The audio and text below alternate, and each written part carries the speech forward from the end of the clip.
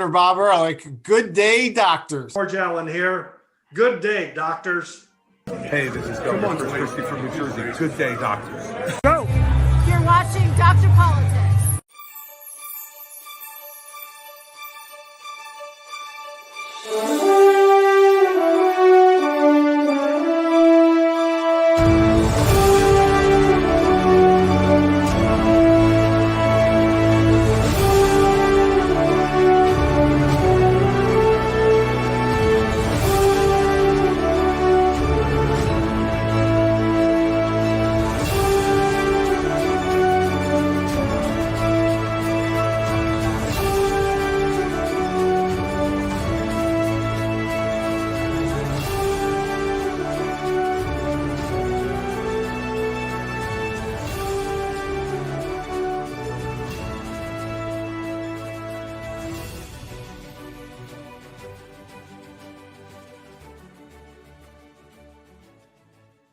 It's Friday the 13th, everyone.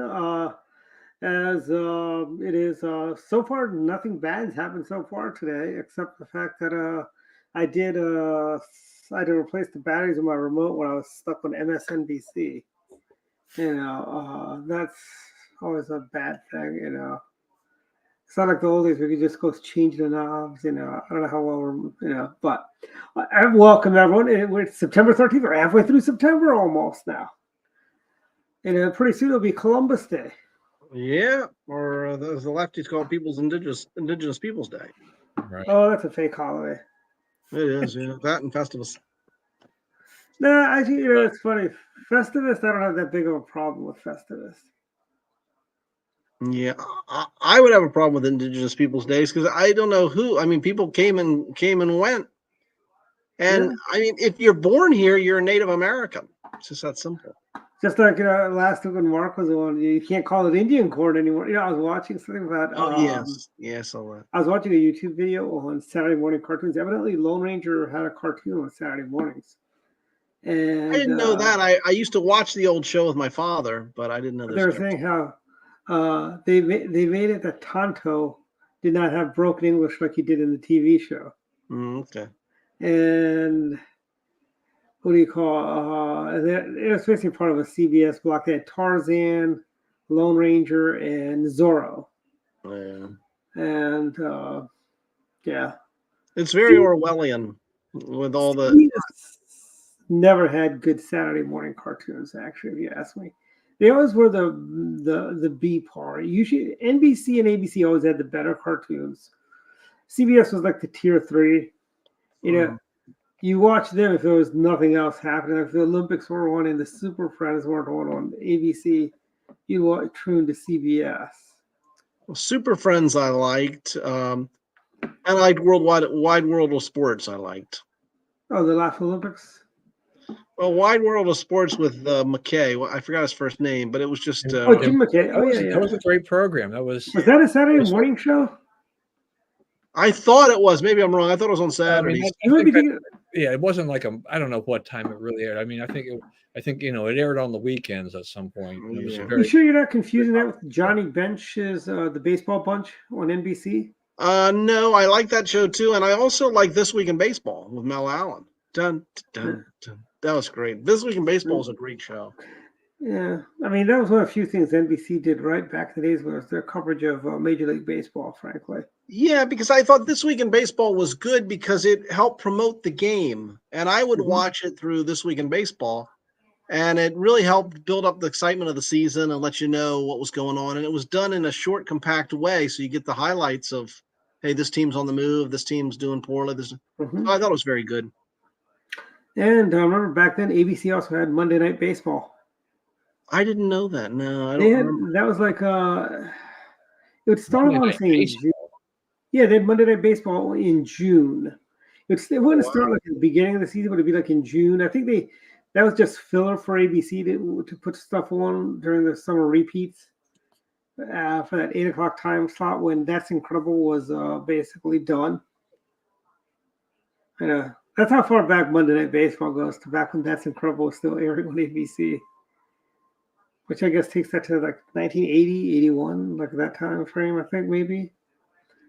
And So But yeah, then real time fact checking says they're basically correct. It Yeah. was on NBC and then ABC. oh, I didn't even realize NBC. I just knew ABC do because they had a better opening, I guess, for Monday Night Baseball. Then in like I want to say when I guess in the late 80s, 88, 87, 88, they switched it to Thursday Night Baseball. Yeah, ABC years were 76 to 88. NBC had it from 66 to 75. So Okay, that's before my time, I guess. I was too busy watching the trials of President Nixon. so during the show, I'm going to do real time fact checking just to make sure you're okay. Okay, good. Please do, yes. Well, that's a good segue as any. We had a presidential debate Yeah. where she had a lot of assists. This would be like if, let's say, you've got a baseball umpire who decides to, call strikes when they're like clearly fouls. That's what this was like. Yeah. I was just waiting for Tommy Lasorda to go up there and kick dirt in at the moderators. We always do this. It's like Lucy in the football. They did this to Romney, and they do this on the local level. Now they do it to Trump, where he's fact checked like 5 times. She hasn't fact checked once, even though we all know she told multiple lies, which they should have seen coming, such as the bloodbath comment, the both sides, 5 people on both sides stuff, and they let her get away with it. And so they're hacks. We Republicans shouldn't go along with this anymore. What I would say, just have a timekeeper, no moderators. You timekeeper, you get a certain amount of time, say whatever you want. Then the next person gets a certain amount of time, say whatever they want. Don't have moderators.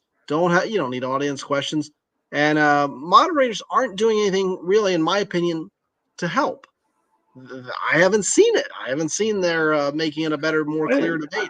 I think the best moderator ever I've seen was Tim Russert moderating presidential debates. Yeah. He was not as biased as, Dan Rather was one of the worst. Do you remember the 1988 debates with Dan Rather, some gal from the Orlando Sentinel, she now is with the Washington Post. I forget her name, but she came and spoke to our student government. And what's funny is she goes, yeah, Dan Rather came in. He turned the television because he thought the Republicans were bugging our office so they would know the questions. I'm like, really? Yeah. You're just making that up, first of all. Well, Rather might have. He probably was paranoid and nuts. But well, they're trying to rehabilitate his image now too. What was that?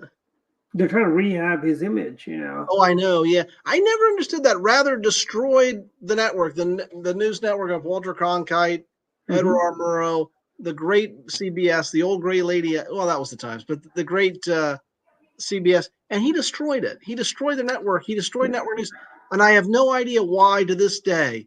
I think he gets awards all the time, every banquet. All these Washington journalists praise him. You shouldn't praise him. He destroyed your industry.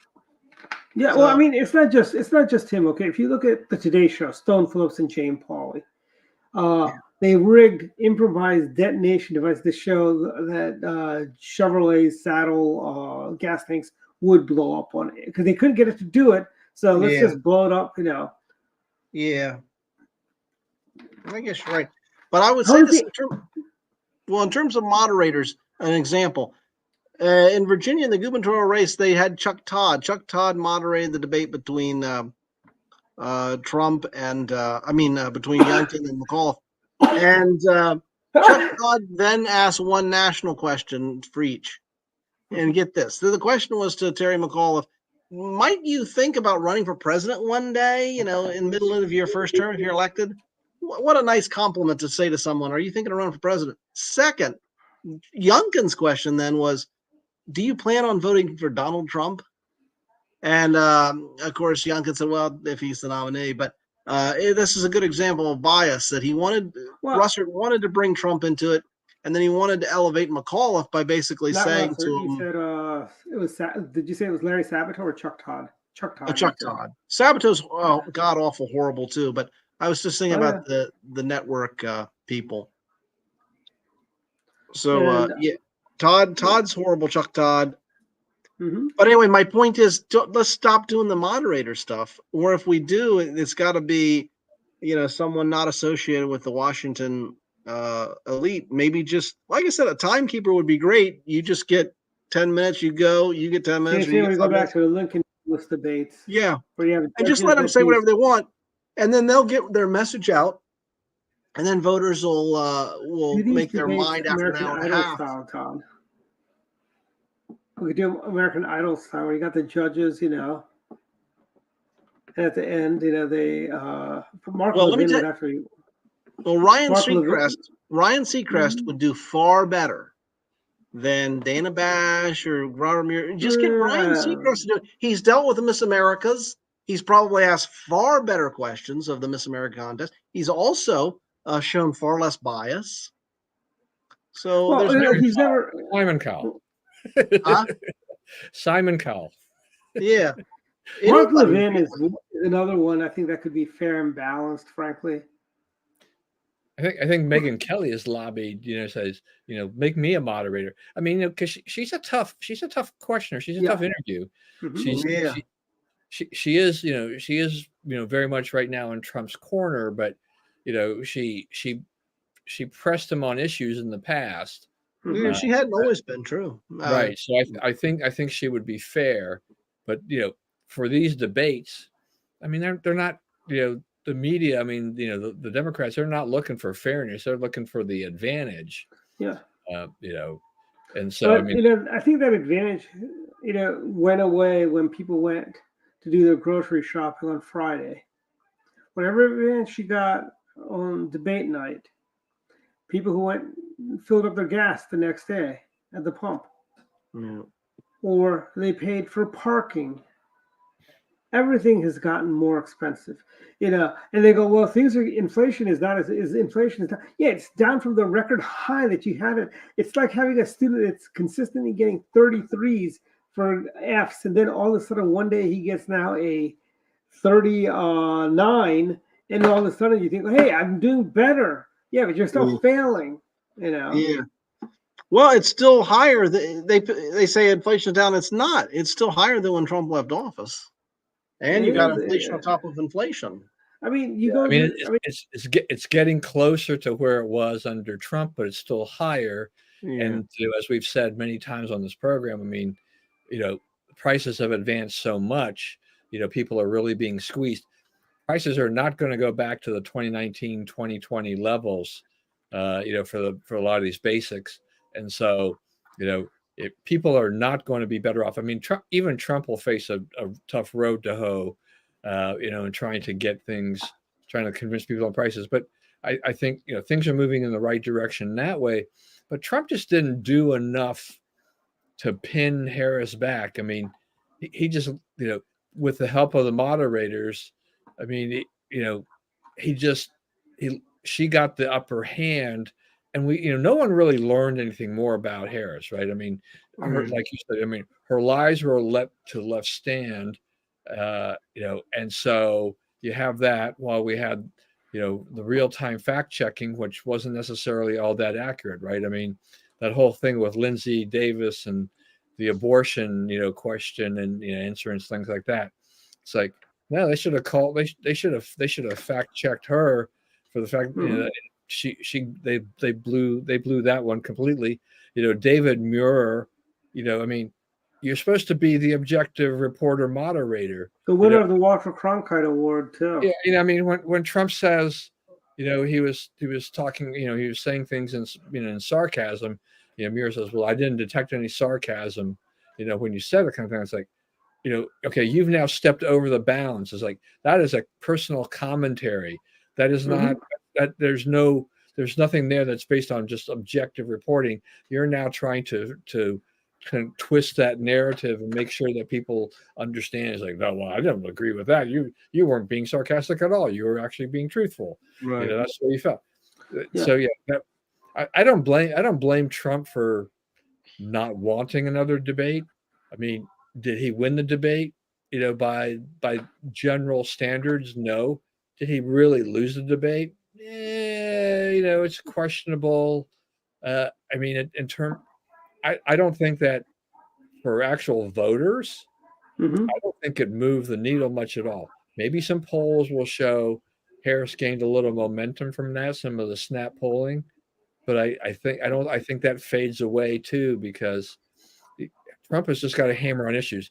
And please quit talking about people eating pets. Okay, this is like that's just crazy talk, and you're just going to get ridiculed all the way through. Don't give the Democrats a meme, a reason. I did not know that Ohio had a real illegal alien problems from the planet Melmac, who are in Springfield, Ohio, eating all the cats. Because as you know, Alf from Melmac, cats were considered a delicacy. Well, I blame Vance for this. I mean, I think Vance is, I think he deserves a lot of blame for that whole thing because I don't think Trump was really paying attention to that. And then Vance was making a big deal of it, so he kind of backed off saying, well, my office is getting calls about that, but it may not turn out to be true. Well, guess what? Why don't you go over there and check it out and see if it is really true instead of all this garbage that comes out there, rather than feeding it around there and perpetrating something like this that you can be ridiculed on. I mean, it's like, it makes no sense. It makes no sense. I mean, they say, oh, there's a picture of a guy, walking around with carrying a dead goose. It's like, guess what? That wasn't from Springfield. It was from some other area. And it was some kind of a random photo apparently that somebody took, but it had no relation But I've got a picture of that guy, by the way. You said a goose or a cat he was walking around with. I've got a picture of the eyewitness account of who was eating cats. And this is what we have. Yeah. Stuffed the cat in and made a milkshake out of the cat. That is our culprit here. A classic show. It was a great show. I enjoyed Alf. I thought Alf was one of the funniest shows on television. You and another friend of mine love that show. Yeah. The best episode was where Alf dreamt he went to Gilligan's Island. I never got into the furry puppet shows. You never liked the Muppets? No. The furry puppets.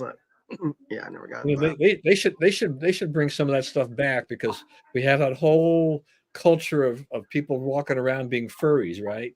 This all would fit into all that stuff.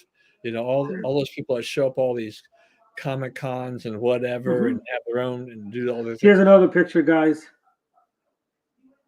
Why don't we have people running around dressed as Alf? I don't remember seeing anybody running around dressed as Alf. You need an Alf revival. I think they were gonna do. It's funny how they ended. Alf was he got caught by the what do they call the Alien Task Force? Oh, okay. And so the show ended on a cliffhanger. So they could have brought Alf back. It's kind of like do you remember that movie Flash Gordon from the early '80s? Yeah. Brian Blessed as the Birdman guy. Mm. And that's another movie. They set it up to have a sequel to it, but they never made a sequel. Mm. Everything was there. Somebody stole the ring from that after Ming died. Who did it? We don't know. But I think you're right. I mean, in the case of Alf, maybe they could bring him back and they can say that he doesn't age. Yeah. And then he's how like are you going to age a puppet? But bring him back. Yeah, he's like Samantha the Witch. She never aged, nor did Jeannie. That's what I'm thinking. Yeah, they don't age. I think Jeannie was around the time of Cleopatra. No, she was around. I think even before that.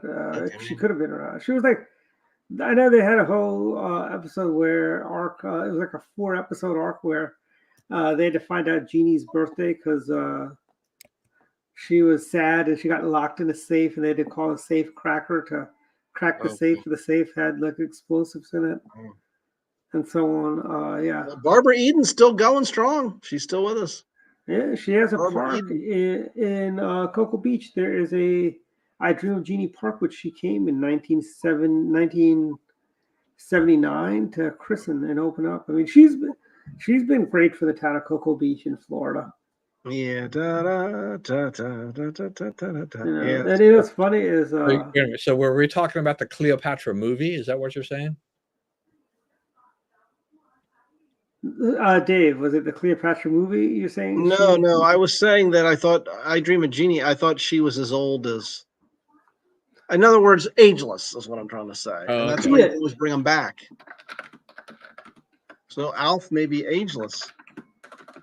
Yeah, I mean it's a puppet. Yeah, they could, Now the family's grown up, right? The father died. The actor who played the father died. the child died too. The you know Oh, I didn't know that. Brian, the kid, died too.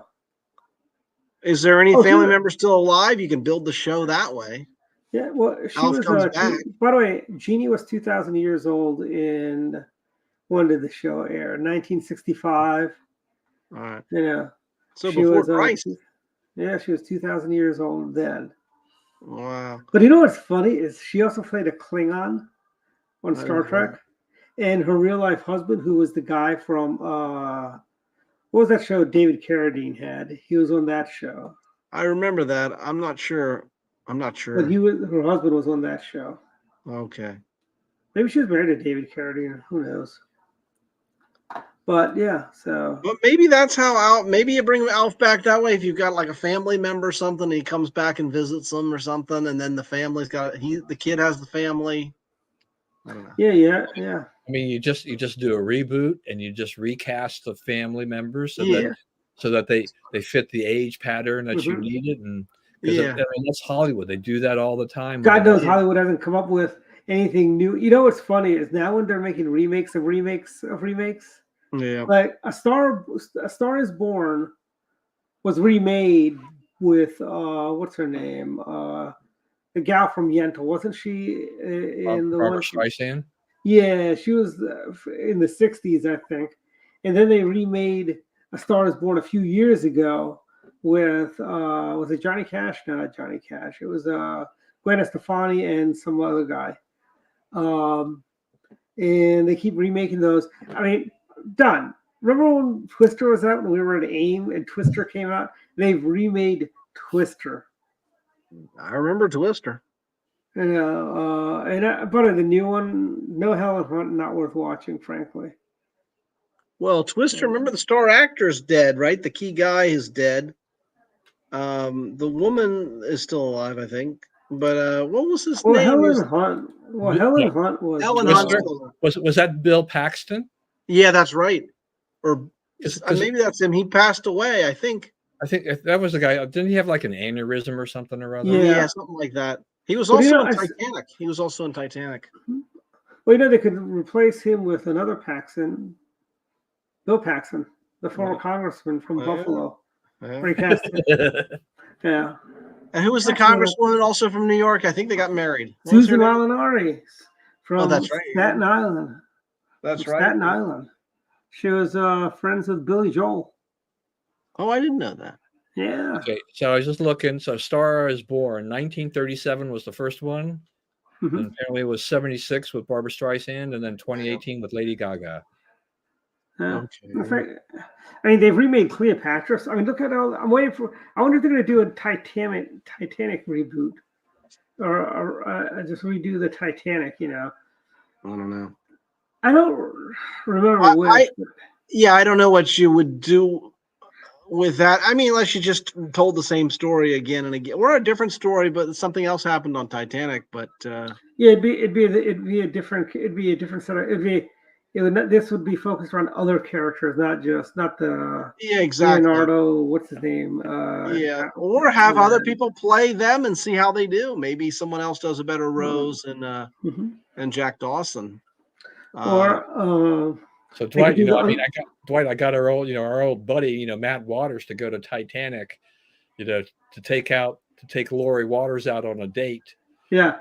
And I thought that was just, I kind of forced them into that because we were at CPAC, over at the Crystal, Crystal Gateway Marriott, yeah, and we were standing around talking, and she was working for Eagle Forum, and Yeah, I remember her. she was talking about how she wanted to go see Titanic, but really didn't have anybody to go with, and I go, oh, I said Matt will go, because I kind of knew, I thought Matt kind of expressed some interest in her, but Yeah. Yeah. a little bit shy about approaching it, and she's like, you will, and so I think he was kind of backed into a corner and whatever, but they went on they went out and Yeah. they eventually got married. Unfortunately, now they're divorced. But Yeah.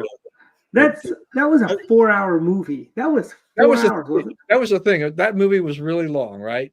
This is the last thing that Matt Waters wanted to do was go to a long movie because he Remember, he couldn't. only had an attention. Remember, he used to tell us how his attention span was only for 30 minutes.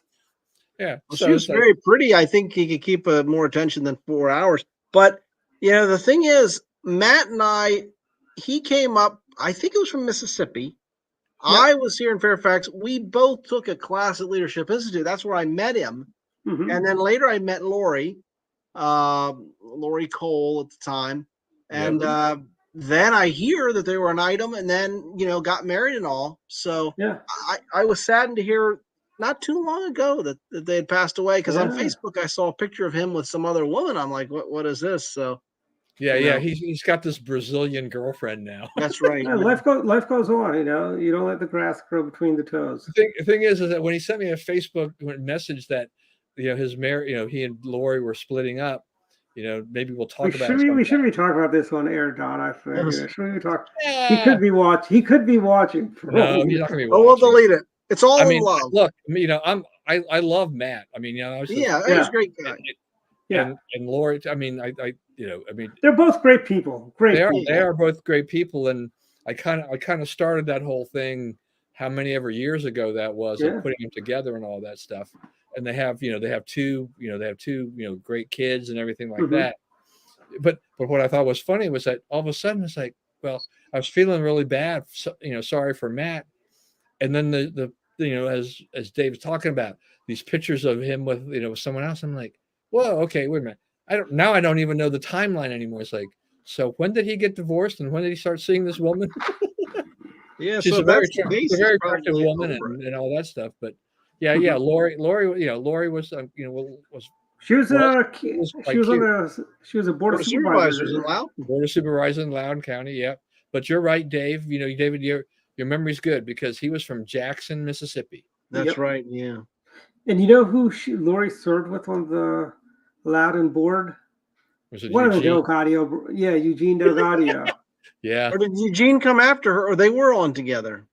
I don't know if Eugene came after was on that her. board for a while, wasn't he? Yeah. Yeah, that's right. Eugene. See, and Lori, she was so smart and so good. I mean, talk about a dark horse, trying to win that. She walked that area and knocked on doors and did things. And I believe her victory was quite shocking at the time, to win that seat. Door knocking wins campaigns. Pay But attention, She candidate. did it.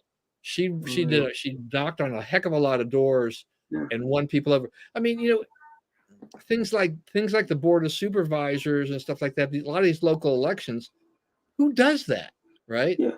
And it's also not really hyper.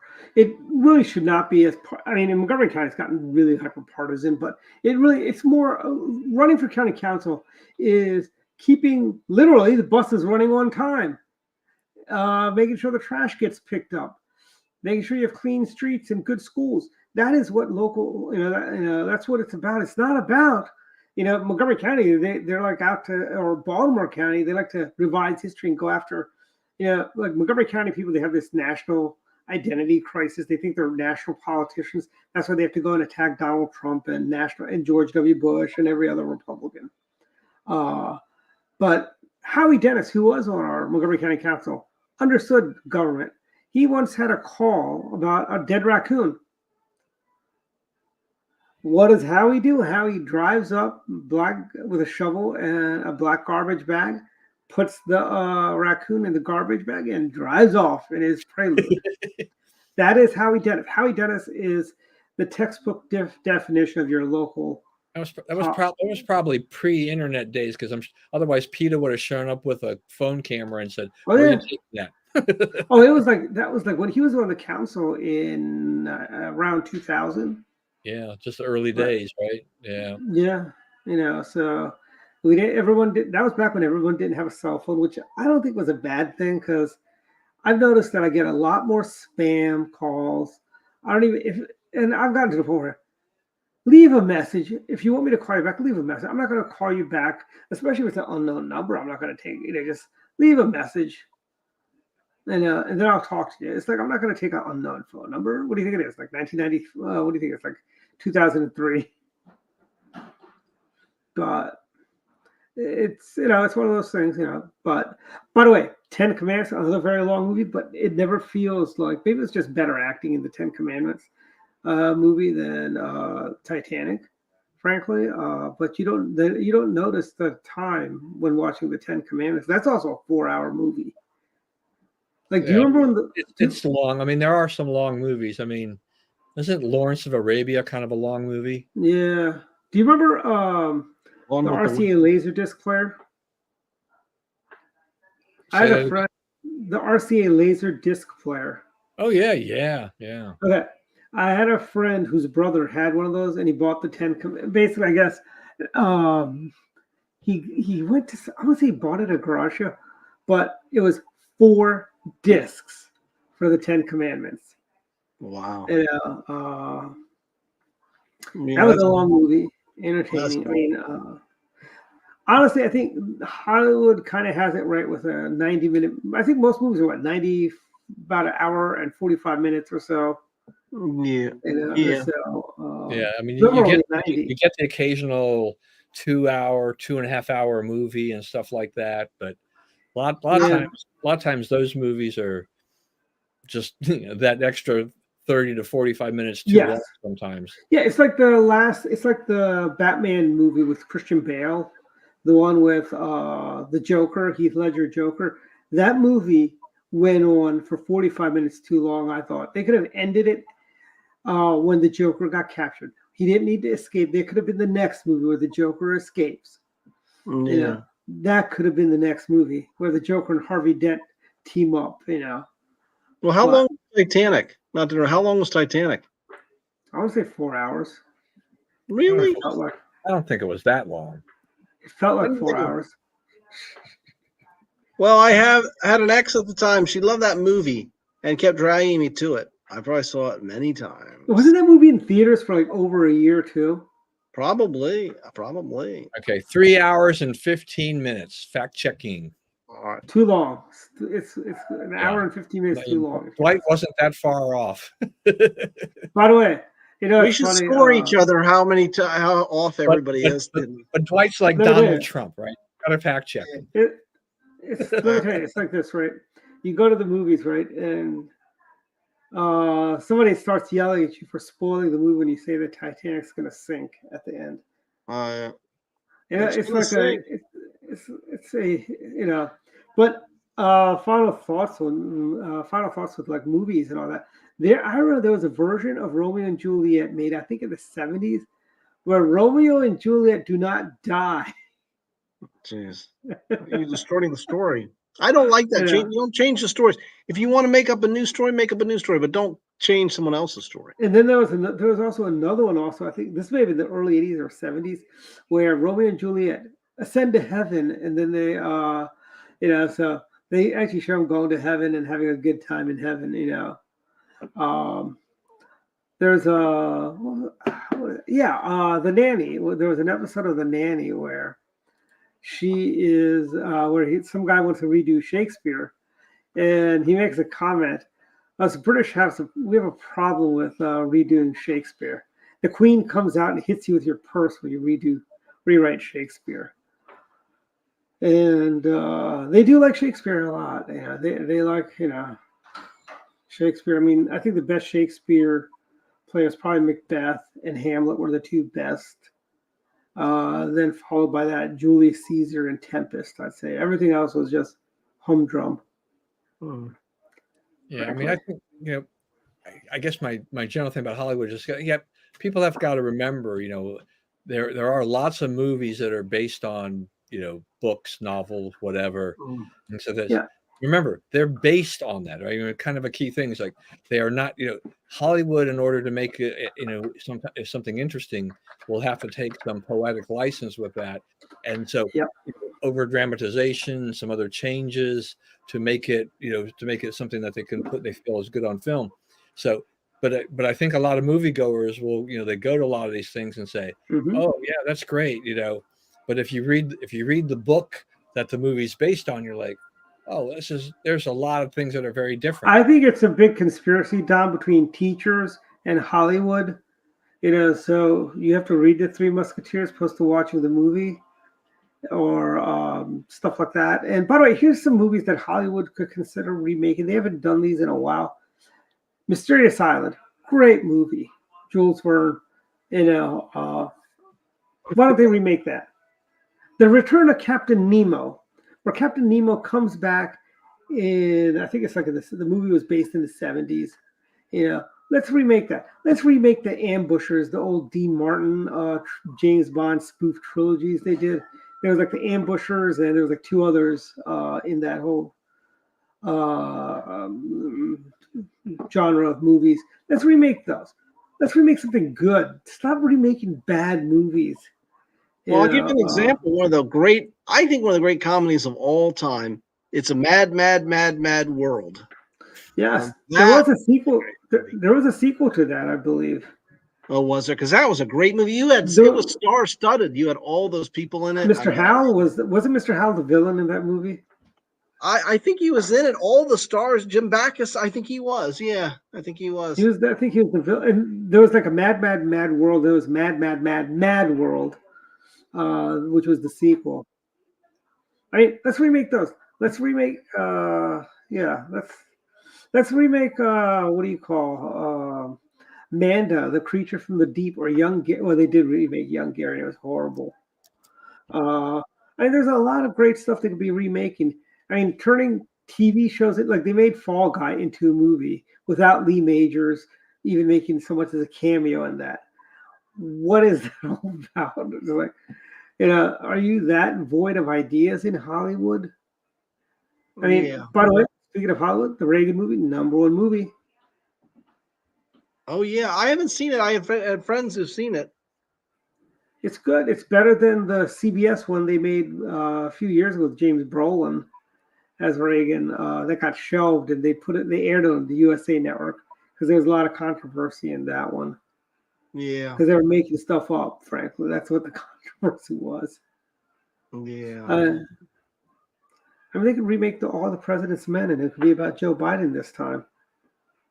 Yeah, that would be a good one, but I don't know. I think It's a Mad, Mad World was one of the great movies of all time, and I love that cast. I love the whole notion. And in the end, no, the bad guy would have been the Spencer Tracy character, right? He was the corrupt police officer. I thought Mr. Howell was the bad guy for some reason. Well, he was bad too because he tried to run interference or did so. They're all pretty bad in the thing.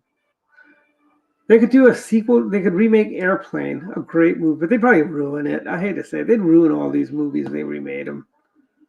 I agree. And the books are usually better. I mean, all of the movies I've seen, the books have always been better. And Don, look what happened to that beloved franchise, Star Trek. J.J. Abrams has totally destroyed Star Trek. They had to go back to the future and reboot with Kirk, McCoy, Scotty, and so on, right? No one wants to watch it. We want a Captain Janeway movie. We want to see Ensign Kim finally get promoted to captain and have his own movie or something like that. It really is bad. Yeah, I guess you're a purist. I'll watch most Star Trek anything just to see what it's like. But you notice the new Star Treks are more all about the special effects than the story. They're spending way more on the effects than they did on the story. Yes. So the fact check on It's a Mad, Mad, Mad, Mad, Mad World. There apparently was supposed to be a sequel, but it was never made. Oh, there wasn't I could have swore there was a sequel to that movie. Or what's one of the biggest duds of all time? What's one of the movies that you went there thinking is going to be good and it's Tron. Tron was the worst movie I ever. I think Tron or Megaforce may have been the worst movies I've ever seen. Tron was probably not. A lot of people suggested Godfather 3, that it really started going downhill, and by Godfather. But I'm talking about the original Tron, not the one they had a few years ago. Oh. And I mean, television's gone that way. They're just remaking the old shows. They redid Wonder Years a couple of years ago on television, which was horrible. Yeah.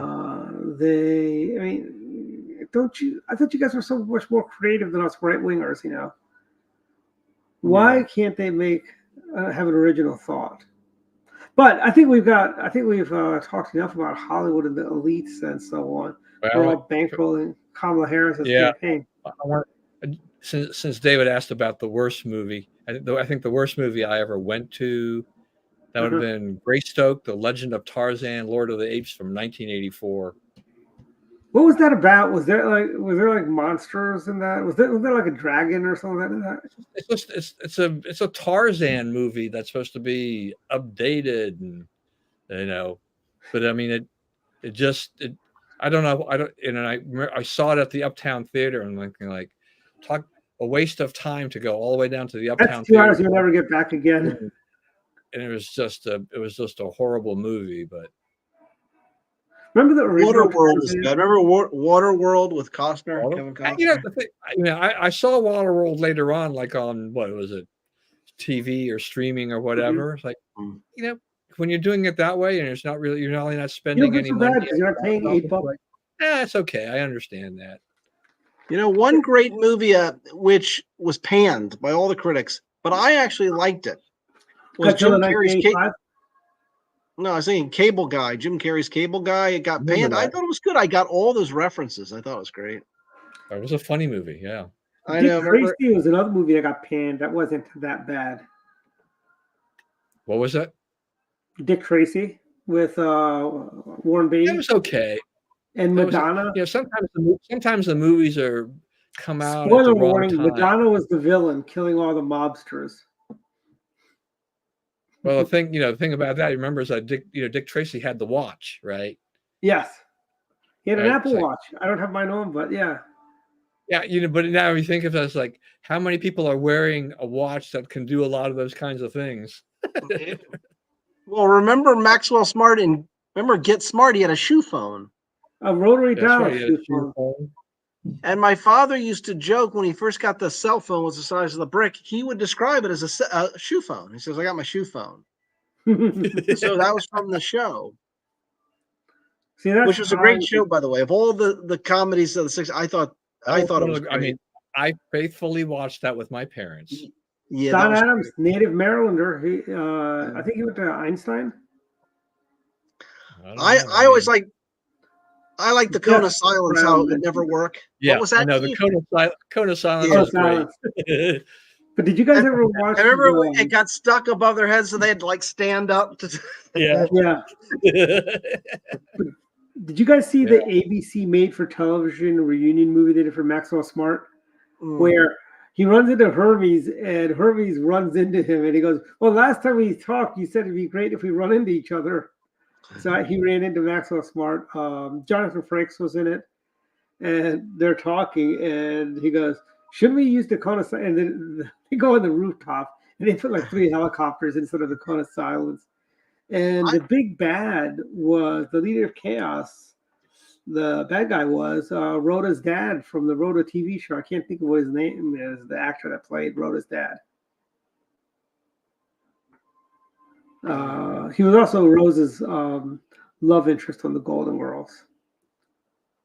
But it's like television, television really has not been good in a very, very long time. Oh, yeah. The comedy's sort of dead. Now it's also political and politically correct. It's like kind of ruined comedy. But my favorite line from Get Smart, I remember once he was out front in this restaurant, this cafe, he's eating. And a guy came by, stole somebody's purse, and Adams attacked the guy and got him arrested. And the woman said to him, "It must have been fate that brought you to this restaurant." And he said, "No, it was the Caesar salad." But I thought that was excellent. So just good lines. They don't make them like they used to. They don't write like they used to. They don't have this. Yeah, well, I bet I could get AI to write a better script for a pilot show on ABC or NBC or CBS, than anything those Hollywood writers can come up with, frankly. Yeah, well, they settled with those writers, but yeah. And I always thought it was funny. It was that Fran Drescher is the head of SAG now. She's like the president of the SAG union. Yeah. And there was an episode of The Nanny where she would not cross a picket line. Okay, yeah. That was funny. I think parts of her might be sagging at this point. I'm just joking. She No, I liked her. I thought she like was funny. Barbara Eden still has kept it together. Yeah. I think Frandra, I thought she was funny. I thought Nanny Mhm. was funny. I thought she had some good lines. The voice was annoying, but she was in You know, character. that show was I Love Lucy. It's just a reboot of I Love Lucy. I Okay. guess. Instead of Ethel, you had the butler and Fran. Fran was Lucy. Mr. Yeah. Sheffield was Ricky Ricardo, Yeah. and Cece was Fred Mertz. Yeah. And if you watch the show, they do a lot of the same plots and gags they did on I Love Lucy on there. Yeah. But what else is going on in the world? I mean, we've been talking about television and movies for the last 10 minutes. We can't help it ourselves. I Well, know. I'll get back to politics. When is the vice presidential debate? October 1st, I believe. Okay.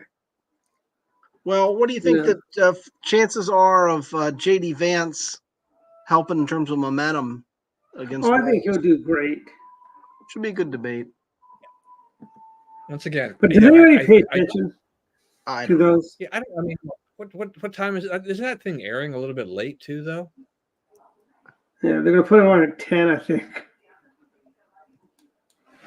But honestly, What do you think? Does anybody have an opinion on the most one-sided debate other than Biden Trump? The second one. Anyone have any ideas like the most one-sided debate you ever saw? let's see. I want to say Quayle Gore, where Quayle just put Al Gore in a box, and kept nailing him shut. Yes, 9 to 10:30. It's a 90-minute debate on October. Yeah. Why do they start these debates at 9? Why can't they start them at 8? Yeah, they got to Like start. I anybody mean, they got to start that earlier. Now, the thing is that once again, as we have pointed out, I think on the show, it's just that we are now in early voting territory, right? Ballots are being mailed out. Oh, the next week, ballots Virginia are mailed starts out. early voting, right? So we've got October Yes, 1st. coming up. October 1st, once again, you're going to already have a lot of votes, being cast. So do VPs, do they really make that big a difference in this? I don't know that we really need that vice presidential debate unless you're concerned about, who's going to be, who's potentially a next president somewhere down the line or something like that. But the VP debate, I don't think that's going to swing anybody at this point because the focus is so much on Trump and Harris, that these two guys are just bit players at this point. I mean, look at this. We had Vice President Biden for 8 years. Nobody cared about who those debates were. Nobody watched those. Well, I mean, I remember. This is like having a lieutenant governor's debate in a state or something like that. Nobody cares about the lieutenant governors. Most people don't even know who the lieutenant governors are in the state. Maryland until I think 72 did not have a lieutenant governor. That's why after Spiro Agnew, we did not have a Republican governor after him. I believe it was the Secretary of State used to take over the role. I guess it was so good they figure why no one's going to be able to replace him. That's how. Why even try? Why'd you even try? Lee became governor. That's how Lee became governor of Maryland. Okay. I think one of the most lopsided vice presidential debates I ever saw. Well, two of them. One negative for us and one positive. I thought Gore Kemp was horrible there in '96, and I thought Kane Pence really crushed him in that one. I didn't see as close. Pence did a fabulous job. Yeah, and I think another bad debate would have been Quayle Benson. Yeah, but we won, so who cares? I know. I thought Quayle did fine for up until then, but he did. The problem is Benson just had that one-liner. Yeah, that's really all it was, and that was all that was needed. That's all everyone remembers. Too. Yeah, and we're even more now in a soundbite or zinger kind of mentality. It's like and those things compared to back then, I mean, whatever they say will go out immediately. So like when Trump has said the thing about the eating of pets, that goes out right away, and it goes out to millions of people, and everything like this. So whatever Vance and Wall say, if one of them stumbles or one of them comes up with some kind of zinger of a line, that's going to circulate immediately. I mean, we're 24/7 news, and so that's going to have that kind of effect. But for the most part, people, I mean, the voters don't really focus on the vice presidents, right? It's just not something that they consider to be important. They're going to be focused on this, Kamala Harris or Donald Trump. That's your choice. Mm-hmm. That's it. And so Don, I remember when CNN first came on the scene. The network of Linda Ellerby, who was over at CNN. Yeah. After she got fired from CBS, right? Linda Ellerby. I think she was with NBC before that, or when did NBC, she go? I thought she was at CBS and then went to CNN. Yeah, I thought Linda Ellerby got fired. I thought she I remember she was on Murphy Brown, and they made a comment about being fired from CBS. Is she still with us? Yeah, she is. She pops up every now and then. Okay. She's 80 years old. Really? Yeah. We got the fact checker. Speaking of fact checking, I'm telling you, I told you I was going to do the. Was she at CBS or NBC or both, and then CNN? She started at NBC as a reporter for Today. Mm-hmm. But she never went to. Did she ever work at CBS? It is not showing up here. Murphy Brown lied. But she was on an episode of Murphy Brown. Yeah. And on that episode, they mentioned her being fired from CBS. And then she went into children's television. She started a company called The Lucky Duck and did children's television for a while too. Mm-hmm. But I thought she was on. She went from NBC to ABC. Okay. She never was at CNN. It's hard to tell. All the liberals at CNN look alike and sound alike. But whereas, I mean, look at the Ferraro-Bush debates, right? Do you even remember the Ferraro-Bush debates? I mean, that was built up as a historical, the first woman running on a major party ticket, You notice how the Democrats just forget Shirley Chisholm when she ran for president in 76? I know. Yeah. Was it 76? Yeah. But wait. One thing I forgot to mention last week we were talking about the Democrats convention. Well, a few weeks ago we were talking about the Democrats convention. Jesse Jackson looks really old. He has not aged well. He looks old. It's kind of like when I saw Michael Steele the other day on MSNBC. I'm like, he has not aged well, and he's not that old either. Yeah, you don't hear that much about Jesse Jackson anymore, and then he pops up over there and oh wow, okay. It's like that old M&M's commercial with Santa Claus. They do exist. But we've got the war in Ukraine. The Ukrainians have been doing some offensive campaigns into Russia, which is good, taking the war to the Russian people, frankly.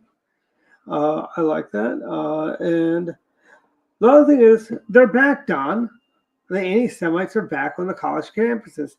They just had their, what was today? Was it today or yesterday? They had their day. Oh, it was Thursday because most kids don't have classes on Friday. So it must have been Thursday, their day of outrage they did or whatever.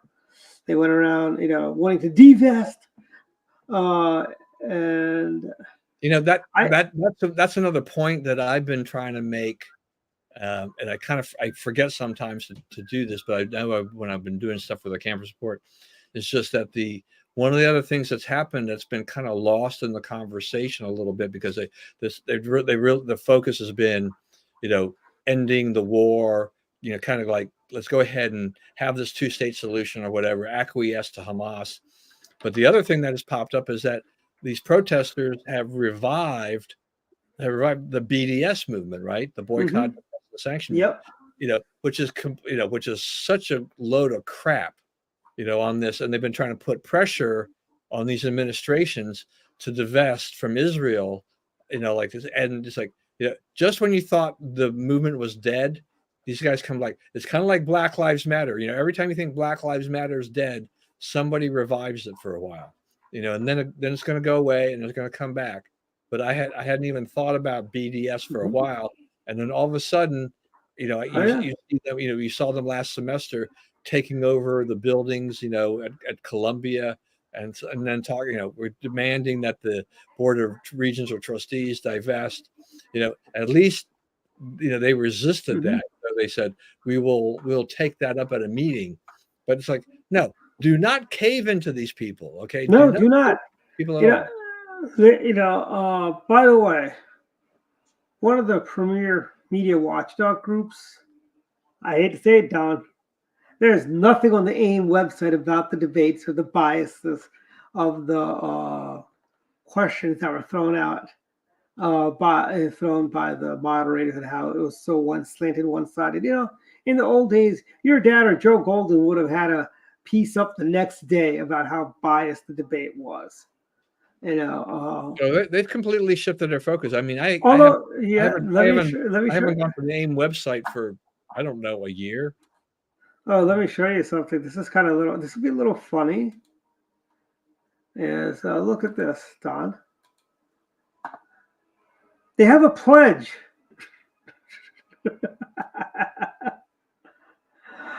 Oh, but they're not even doing what they're pledging to do. They're not really keeping the media on. I mean, if you look here, Adam, who's running things there. I mean, because he was born out of the whole, James O'Keefe Project Veritas movement. It's all about going after people, doing ambush interviews. Look at this. This is their big story on their site. That's what they do. They're spending all this time on campus. It's like, and so much for keeping. No wonder. It's fine to cover the campus, the education issues. I don't, but they basically, that's all they're doing. There's nothing about the media in what they're doing anymore. Mm-hmm. However, our friends at MRC, they're on the ball. They had all the stuff on there. They had a whole thing about how ABC, had 93% of the stories were anti-Trump, while at the same time they had no negative stories at all about Kamala Harris. And we know that. I mean, what they were reporting is nothing new to the three of us. Is that you can tell, by the things that we are all reading, that the story, it's a big cover up for Kamala, because she doesn't have a good thought. She can't elucidate. So, because what did I put down here? We're up to what, 50? How many days did I say it was? 54 days or something like that. Yeah. She hasn't had the press conference. She is apparently going to sit down for a solo interview. She knows she's not going to bring Tim Walz along, but she's only going to do it in this Philadelphia market, and it's going to be a pre-recorded, kind of a deal. So, how much news you're going to get out of that? Do you think she gets asked a really tough question when she's in Philadelphia? Who has the best cheesesteak in Philadelphia? And when if you're doing an interview that's going to wind up, it's basically a pre-record thing, then it's not a spontaneous interview, and anything they need to clean up, they can clean up, right? Mm-hmm. And then air the piece. But what is Kamala so afraid of that she can't hold a press conference? Why are we here 54 days in and we don't see her in front of a microphone taking questions from the press? Because she can't handle it. And Don, look, our organization, the Republican Club, we're doing the media stuff. We're going after the media with articles. This is about the laws they have about that Australia and Brazil with banning of X. Australia's got the law where they want social dangerous consequences, of basically disinformation. But who's defining disinformation? Frankly, is it going to be the government? Because the government's side on disinformation is completely different than what. I mean, are they going to say? Remember the Hunter Biden laptop story? They swore up and down it was a Russian hoax, and didn't he just plead guilty this week or last week about for stuff that was discovered from the laptop? I realize people are gullible, because especially since news so fast, they don't, they'll see a tweet or whatever, they'll see some, a Facebook post, and they won't read the article behind it. and they just take it for face value. But yeah, I mean, who in the heck is in favor of having government control these mechanisms like that? And that Elon Musk was willing to go ahead and, I mean, Brazil's a big market for him, but he's willing to fight for that because he's a very free market type of a person, and he's a very free speech type of guy, right? And it's like, no, you can't come in there and just you can't tell me what to do with my platform. If you are, then that's fine. They ban us, we'll pull out. And it's just sad. Nobody reads anymore. That's another thing, Don. I don't know if you noticed. Oh, yeah, no doubt about it. Nobody reads, and I know Montgomery County, or the state of Maryland, I should say, Montgomery County wants to have a cell phone policy. For the love of God, these kids don't read as it is. At least if it's on a screen, they're going to read some of that stuff in. But it's also kind of a Cliff Notes world, which everything is done in short form. Nobody does. Nobody actually, don't give me a novel or anything like that. Nobody wants to read anything very long. And now nobody, what do you call, fails? So hey, why not? It's like more social promotion than there ever has been. And there's a new feature I activated on my own personal website, dwightpatel.com. It has the read time, right? And I got an email from somebody who says, when you tell people it's going to take them 5 minutes to read something, that's a little bit offensive because some people are slow readers. They may feel bad that they can't read the whole article in 5 minutes. Well, you'll spur them on. I it should spur them on. And who's timing anybody when you start reading something? I've never timed myself in reading anything.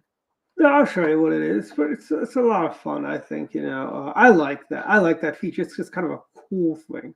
We do that on the NASA website too. So that's the fact that I'm doing the same thing that we've done on the NASA site is awesome. It's like this, right? You mean when they're saying like 3 minutes to read or 5 minutes? Yeah, to read? like see right here, it says it takes 4 minutes to read my article on the innovation of wooden blocks to iconic bricks for Lego, right? Yeah. It takes 4 minutes to read this whole thing. And it says that about, and it does that, and I've got some short reads. I got some, like here, I've got the World of What Ifs, and this one on KMT. This is a little bit of long. It's a 4 minute read. But it's, people get mad when you say it's going to take you this long to read. It's just a suggestion, people. We know you're not going to sit there and read it because nobody has the attention span to read continuously that long. Hence why we don't have a Borders anymore because nobody reads. Yeah. Amongst other reasons,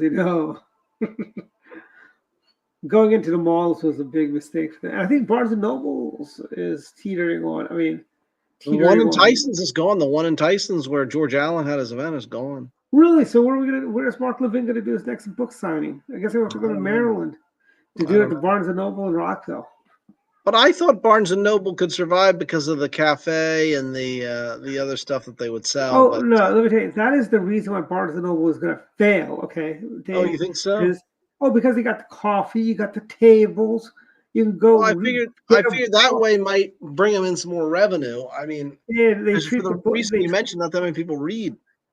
They treat the bookstore like a library now. So it's like the kids, they go there, they read their books, have their coffee, and put the books back after they're done, like at a library. Wow, I didn't know they let you do that. I've seen that at the Barnes & Noble, actually the one in downtown Bethesda, which is now closed also. I saw people doing that. I'm like, this is a library. Well, remember George Costanza got in trouble on the Seinfeld episode because he took the book with him to the bathroom. And they're like, sir, that book has been to the bathroom. You're going to have to buy it. So. That's also, I want to say, wasn't that also the same episode Kramer was complaining about newspapers, all those big wooden sticks? What are they going to steal the newspaper or something like that? Basically, I don't know if they do it anymore, but in the old days, public libraries, they put the newspapers with a big wooden stick and they stick it on racks. You pick it up. Yes. I know. I was at the bank the other day and I commented to the lady the irony that the pens are chained down, but the vault was wide open. I don't think she appreciated that joke, but it's an old joke. But I thought it was funny just to Do see. they still chain pens up? I mean, we're 5 minutes over. We're in overtime. Oh, we're way over. Yeah. I know. But, time for final thoughts. We need to get Bats to start doing the alarm for us. Yeah, So were final going thoughts. Yeah. We went long. We had a lot of fun topics to talk about. So final thoughts, David. Go for it. Well, I never thought we would discuss the possibility of remaking Alf, but that was done. I'll say I was in Not to be confused with remaking Elf. or Alf. Hasn't it been remade? Alf, Didn't that's they remake right. Elf? Another movie. Oh, don't Did give they us already that. remake Yes. Elf? Well, I was in La Plata, Maryland, or as I think the proper way to pronounce it, La Plata. No, I'm just joking. I was in La Plata, Maryland, Charles County with the Charles County Republican Women, and talked about my book, pushed my book. Stacy, the chairwoman there, is excellent, and everybody there was great, and so it was definitely worth the trip. So I liked it, and I followed your directions generally, Dwight. I guess I It's went off the right beaten down. path. Yeah. But it wasn't actually. I got this new system, Waze. I downloaded Waze, so I've been following Waze, and they were great. By the way, it's going to La Plata is like going to Clifton, Virginia. I guess so. Yeah. When I was managing Gary Bays' campaign, went to the Clifton Car Show. There's only one road that goes into Clifton and one road that goes out. That's and right. I'm like. I thought I hit civilization when I saw the Jack Harrity Parkway there. Yeah, you're right. Clifton is that way because it's kind of in the middle of kind of nowhere. You're just going through like a little road, and you're in Fairfax County, but it's like a little country road, and then you're in like the little town. And isn't it like in the middle of Fairfax? It's in the middle of Fairfax County too. It's not like it's out. Yeah, I mean it's out closer to Prince William, but yeah. So I had fun there, and then I was in Orange, Virginia yesterday, 2 events there, so that went well. So things are going good, and I'm just hoping for a nice fall. But otherwise, that's it. And then I guess the last thing I did send former Governor Allen, because I know he's probably a listener to the show. I sent him a copy of my book, so we'll see if he likes it. Very good. Oh, he's going to be on Direct Line in a couple weeks. Okay. Well, hopefully he likes the book. I got him a copy, so we'll see if he likes it. So, but anyway, that's about it, and just hanging in there. Okay, great. Don, final thoughts? Final thoughts. We didn't talk about Taylor Swift endorsing Kamala Harris, and a very orchestrated, endorsement right after the debate. Where the media comes out and reports this thing like it's some big news, like major revelation. Taylor Swift and her 283 million followers, that she's supporting Harris, that she was watching, she watched the debate, and Kamala's the person. It's like, okay, really, please raise your hand if you actually think that Taylor Swift sat around with Travis Kelce or whatever and watched a 90-minute debate of Kamala Harris and Donald Trump. Okay, that did not happen. Going, from day one, we knew that if we're going to get an endorsement out of Taylor Swift, like if anybody really cares, it was going to be for the Democrat nominee. And I'll see that. I'll raise you the fact that Kamala Harris could have stumbled, fell on her face, said the dumbest thing, in the world, and she still would have endorsed Kamala Harris after the debate. Because honestly, and that's part of the thing too. That's why I would say it was orchestrated, because right after the debate, this whole thing comes out. So I think you're right. Even if Harris had fallen on her face, they still literally she still would have issued that endorsement. That was all they didn't care. This is not spontaneous in any way, shape, or form. I was waiting for the Disney commercial with Kamala saying, "Kamala Harris, you just won the presidential debate. What are you going to do next?"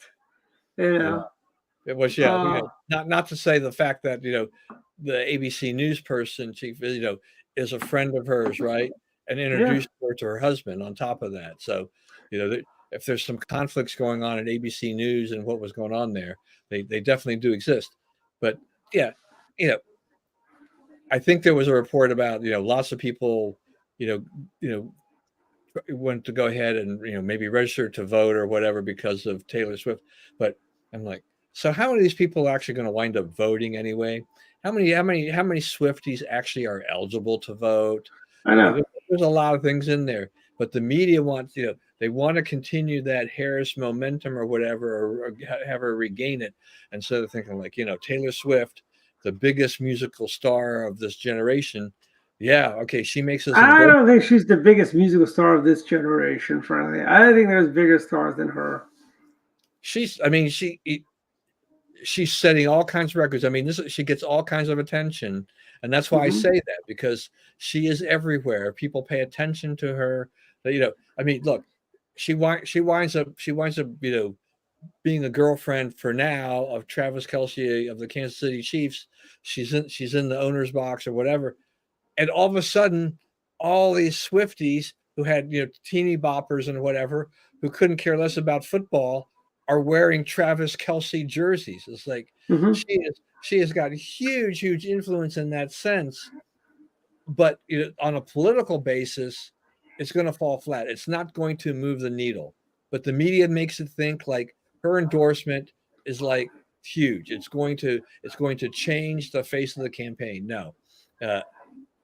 But Donald Trump, as I said before, I mean, focus on those issues. We talk immigration and inflation, things like this, things that that the Biden administration has been horrible on. Focus on those things and beat her. I mean, one of Trump's best lines right after the debate was, what have you been doing for the last 3.5 years? He should have been hammering at her at that all night. He should have brought everything back to kitchen table issues: price of milk, eggs, bacon, bread, and ground beef. The cost of that has skyrocketed. It is expensive. Oh yeah, it's absurd. And instead what we have is that he's a little bit on his heels. He's a little off kilter. He does the stupid pet thing, and then he goes on the campaign trail and he talks about the pet thing again. And then he announces another economic program, which is to not tax overtime pay. It's like, how many more of these goofy programs am I going to have to listen to? How much pandering from Donald Trump am I have to? I am waiting for the no tax on bonuses and dividends, frankly. I know you're big on that. No, really, why should my dividend? Because I guarantee some of these people are making more money in tips than I do in dividends. I know. Why should my dividends? Why should my stocks be taxed? I know Kamala wants to tax the value of everything. Well, I mean, the dividends thing is, I think, always been kind of controversial for a long time anyway, because aren't the dividends? I mean, the money that the companies dole out for the dividends is basically money that's already been taxed, right? I mean, they have their earnings, they get taxed, and then they dole out dividends to their shareholders, and then we pay taxes on our dividends. It's like, so we're paying tax on something that's already been taxed. They've already been taxed on the earnings, and now we got to pay tax because we're receiving these, the dividends, and so it's kind of like, there's a lot of problems with the tax system, but you can't just blow up the tax system like that without having a plan as to how to pay for it. Very true. And this just upending the whole economy. It's like, well, if you don't tax that, what else don't you tax? Because we already had. I think it's already a debacle to even think about, not taxing tips. It's like, this is just going down a road we don't want to go down to. I mean, I'm much more comfortable if he would have just come out and said, I am for tax or something like that. That's much better. That's a much better idea. But starting to take piecemeal these little things, this is not a Republican platform that I can buy into. So that's another issue. But other things too, just Supreme Court in North Carolina, they've told North Carolina to take RFK Jr. off the ballot just before they were going to mail out the ballots. Kind of messed up the whole early voting there. I don't know. I think North Carolina's trying to figure out if they're going to appeal. But in the meantime, it kind of messes all of that up. What at what this- grounds to appeal? The guy's not running. He says he's not running. We're going to appeal. We're going to force him on the ballot. Yeah, I know. And Michigan says he's got to stay on the ballot. It's like, hey, Why? so- He says he's not running. And the irony of they first try to keep him off the primary ballots. Now they're trying to keep him on. right, because I hate to say it. because Keeping one now, about if they think he can get some votes and siphon those votes away from Trump Yeah. and not go to Harris in these tight, states, they want to do that, And you Yeah. notice that a lot of these things are being done in terms of, who's in charge of the ballots. They're Democrats, that are running the system. Of course, unless he siphons votes off of Kamala in Michigan, then I'll tell you, if she loses Michigan by say a few thousand votes because disgruntled Kamala people voted for RFK, With RFK endorsing Trump, and everything like that, mhm. I don't think too many people are going to vote for RFK on a ballot if they were, instead of voting for Kamala. Mhm. That would probably at this stage now hurt Trump more than anything else. Rest in peace to James Earl Jones, fabulous actor, voice of CNN, voice of Darth Vader, so many acting and The King and Coming to America. yeah, just all kinds of things. Just amazing career that he had. Yeah, and his voice will live on with his AI deal for his estate, whether you like it or not. But that's By the way, That's James probably Earl Jones should have been the king of Wakanda in the Black Panther movie, frankly. He should have been the king, because I think he did a fine job playing the original Black Panther. But yeah. and our old. I don't know if I guess it's our friend. I only met him once or twice. Sam Ledoux got engaged at Nationals Park. So congratulations. What's he doing in Washington? Shouldn't he be doing the job of the city council he's on? The thing is that he was in the box that belonged to New Mexico or something or other, the Espanola. It was some long stretch, some name thing. Because I'm kind of thinking like, yeah, what the heck's he doing back here? He was on a trade mission to Washington. Since he's an elected official, he has a chance to be there for that. Now, if I'm not incorrect, I think this girlfriend is probably about 10 or 15 years younger than he is. Well, when you're not appropriate for the podcast. No, but congratulations, Sam. Yeah, he's a very independent thinker and everything like that, and all that. But I'm glad he he ran for office. I think he's trying to do good, back in New Mexico. he's for good governance, Yeah. Sam's all for good governance, Yeah, and I think he's that kind of he's the honest politician we would like to have, right? Someone who's really concerned about the issues where he's serving, and it's not about money and a lot of other things. Yeah. I want Sam to investigate the Roswell crash, frankly. Well, he's out People Sam, want to know. while you're out there. Isn't Roswell in the same county where he's now on the council for? I don't know. I don't know where that sits for versus Espanola. I don't know. Mhm. We should look it up. Well, maybe, right. but remember, Al Gore was born 9 months to the day of the Roswell crash. That might Yeah. explain a few things. Yeah. By the way, speaking of Al Gore, he's going to be at NASA on October 16th. Oh, wow. Why? Yeah. I think we're having a Lego pop-up store. Maybe he's going to come there to buy Legos or something. I don't know. I think he's talking on climate change. Does anybody care about Al Gore anymore? No, He's nobody an does. odd guy. He's an Yeah. odd guy. He's got a restaurant in Nashville, I think. Is it Nashville or Knoxville? Where's he from? Oh, really? I didn't know that. Yeah, he's got a restaurant. What the heck's it called? Lurches? No, it's some sort of diner. And I remember DC 101, they were making fun of Al Gore puts all DC 101 was making fun of that when he was running the restaurant, and Elliot made a comment, yes, and he puts all the receipts in a box every day and counts at the end of the day comes, But yeah, Al Gore, He lost his home state to Bush, and he lost his old congressional district to Bush. Really? Yeah, but they keep talking about Florida, but he lost Tennessee, but even lost his old congressional seat.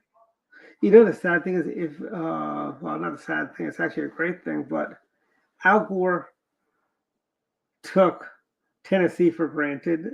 And if he didn't even bother to campaign, he might, because usually you don't unless you have the media against you like Donald Trump does, you usually don't lose your home state. George McGovern won his home state, I believe, of South Dakota. I didn't know that. Walter Mondale won Minnesota, but Minnesota's horrible. Yeah. I think Reagan let him win Minnesota, though. If Reagan wanted to win anyway, don't you think? Reagan figured he was going to win anyway, didn't punch it home. Just like Bush let Dukakis win Massachusetts, Well, I think he would have won Massachusetts. Although Bush Sr. was born in Massachusetts, in Milton, Mass.